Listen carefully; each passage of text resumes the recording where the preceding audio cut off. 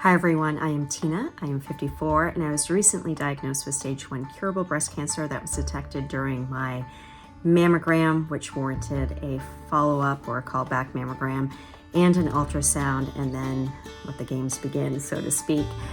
I had surgery for that mass that was detected at that time just 5 weeks ago today, actually.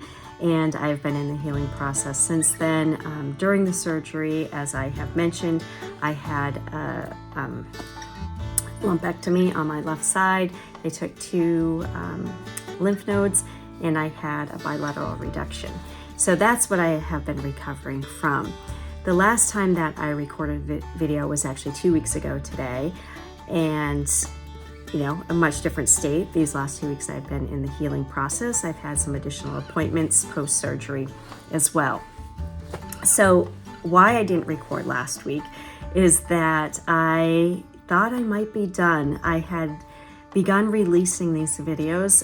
I had released 4 in total, I believe, at that point, and was getting the reactions, rightly so, as if this was a new thing. And it kind of put me in a weird spot, in addition to the spot that I was in anyway. I mentioned during the last video that the energy felt strange. It felt very dense out there in the outside world as I was beginning to venture out, because I have been kind of sheltering in place, so to speak. And so a combination of that and hormonal things, as I've mentioned, going through perimenopause and being premenstrual, and it was just a lot out there, okay? In addition to it all, and I decided that I was going to do one video that was a summary of the point that I found out the mass was malignant to where I was sitting at 4 weeks post-surgery. And then I had a conversation with somebody who reminded me why I was sharing these videos in the first place, which was in the event that they help one person, 2 people, anybody out there, to just know that there's somebody else out there going through this in a real time, real life situation. It's not coming from the medical side of things. I'm just telling you what I'm going through, what emotions I'm having, and what I'm doing on my journey. So I set aside my summary and decided to continue at least recording these for now. Whether they're aired and you see this, I don't know. So since I last left you, as we have been saying in these videos, I turned 54. So I had a birthday. It was fabulous. I think I mentioned that my desire was for the 4 of us in this household to go paint little plates. Well, we got there, they had no plates, or at least they didn't have 4 of the same plate that we could do, but they had just gotten in these cute little plates that are about yay big and were in the shape of an open book, which I thought was great, which spurred me. I didn't bring them up here, so see the tree over here on the book? That's what I put in the center of my plate. And then each of us had vastly different plates, but it was perfect. We did that for an hour. We went out to dinner, came back. They had cake for me as well when we got back from all of that. And I had flowers, and it was just a beautiful, beautiful day. I got flowers from other people. I got nice cards. The 3 of them, I guess, also gave me a gift card for Jockey, and I'm like, why would you give me a gift card for Jockey? Because it's in the town near where we live, and they reminded me that I was going to need a new bras coming up, that I am a different size than I once was, and it just didn't even dawn on me. So that was kind of fun and all that. Since then, what have I done? I went back to the Dempsey Center and I had Reiki this time. I had a lovely, lovely woman who had retired after 38 years in teaching and wanted to give back.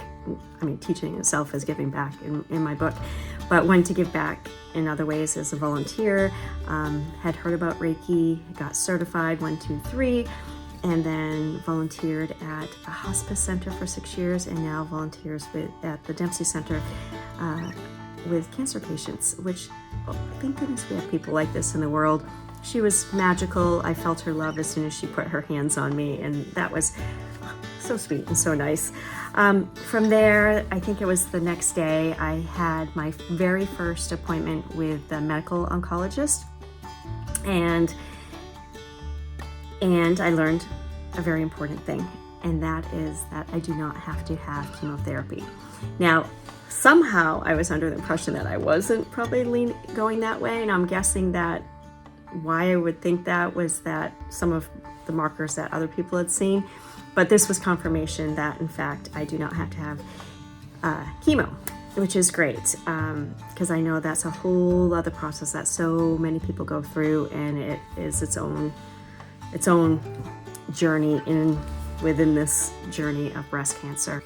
So again, reason to celebrate, no chemo. My next appointment is 9 days away, and I'll meet with a radiation oncologist. I didn't even realize that I had a radiation oncologist, and that person will determine the length of my radiation treatment and will get me all set up for that, so I don't have any details in regards to that.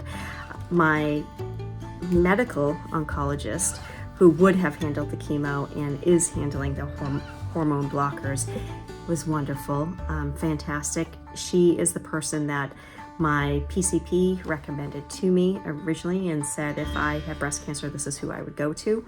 So it was nice to meet her finally. And so far I've met my breast surgeon and the plastic surgeon that worked in tandem with her to get this out of me and then kind of redefine this area. And now my medical oncologist, so again, my last one will be the radiation oncologist. And yeah, so that's where we stand on that aspect. My nerves for it have lessened. She was able to explain a little bit more to me around some of it. And, you know, all of us want to say, you know, you got the cancer out of there. Can I be fine with that? Well, the truth is, I still have my own tissue in here, right? And I don't know, maybe somebody has already started talking to the estrogen. I don't know. You know, all the tissue they took from me and the reduction went through pathology and came back benign. However, the communication could have already started happening. And that's why they, you know, took those lymph nodes as well. So, you know, I have to look at this long term. I don't want to be dealing with this again in 2 years. I want this, you know, if I do the radiation and I do the blockers, my survival rate is like 96% over 9 years to whatever. And I like those odds a lot better than the chance that it could come back sooner. And I don't want to live in a place of fear either. So a lot to think about for sure, and you know, celebrating the moments that we can celebrate. As for anything else, I met with plastics just yesterday for kind of the 5-week checkup, or it was really the month checkup. And what they were looking at is how everything's healing. As I mentioned, the stitches are interior, and then those will dissolve on their own, and then there's glue everywhere. And so that's slowly coming off. So they were just checking that out. They were checking the swelling. I still have swelling, and that will last for a little bit. And so we don't know exactly what they're gonna look like yet, but they wanted to determine if the scars were ready to have radiation near them, and they are. And so it was a quick appointment, nothing too crazy. As far as, you know, I think I've mentioned that they have really been the team that has managed this. Like, the surgeon obviously was leading here, but plastic, because of what I had done, they managed kind of the healing part of this and the follow-up there for the most part. As far as what I'm taking, I don't know if we've talked about that in a while. I'm still taking some Tylenol. It just kind of takes the edge off. I feel it a little bit, and it's not necessarily pain, but it's a little discomfort still. And so I've reduced from 100 milligrams down to 500. So I take one every 6 hours, and that seems to just be enough. Probably soon I'll be off it, but I've been told it's okay to be on that. As far as my sleeping upright, a few days ago, maybe just 3 days ago, I just couldn't take it anymore, and I started going completely horizontal and sleeping on my sides a little bit with some support of a pillow or a blanket or something. And plastic said, oh God, yes, that's fine. The reason being for me is that I have lower back issues. And so my worst spot is this. I can do this just fine, and it stretches it out. But if I'm in this position with anything, like I can't do rowing machines and stuff or anything where I don't know what that would be, kind of reclined, I guess. It bothers me. So a month of sleeping that way, and then even like if I am on the couch, you're still in that position because you slide a little bit on the couch. And I think it was too much. So I've really had to focus and get back to my pre-surgery stretching of my back and really loosening up the fascia, because it's not only age, it's menopause or perimenopause.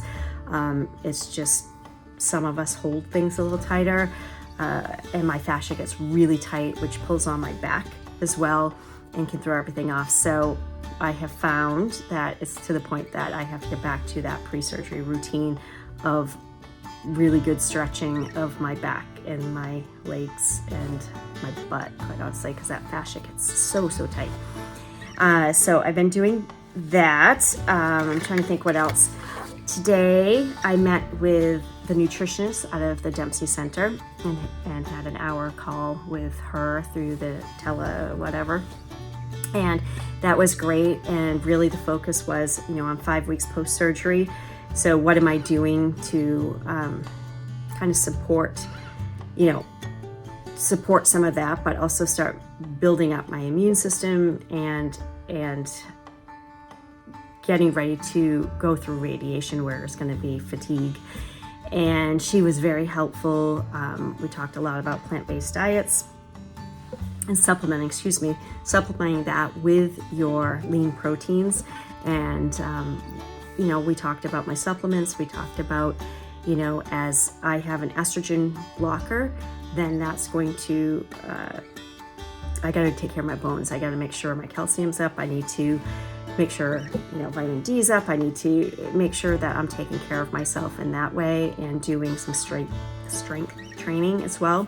So it was just, things that we probably all know, but good reminders. And we were laughing that I kind of am a person that flies by the seat of my pants. And in this situation, I need to regroup and start maybe pre-planning meals a little bit more than I normally do, aside, normally I'm a day, maybe 2 days out. And I need to make sure that the consistency over time of getting the foods that I need in to best support, all anti-cancer stuff, like anti-inflammatory stuff, and really it's a life change. And I was already moving in that direction, but it's really kind of tightening things up to best support my body for the long haul. So that's what I've done so far. What is going on in the near future? Tomorrow I have my second acupuncture appointment, which is fun, at the Dempsey Center once again. And yeah, I was just talking about tightening up on the nutrition, so I'm going to work on that. I have to track my meals. We're getting to the point that the weather, although we just had snow a few days ago, is getting that I'm ready to get outside, because I think that's the healthy place for me to be. I'm being released a little bit more to do more than just my stretching and expanding all of this.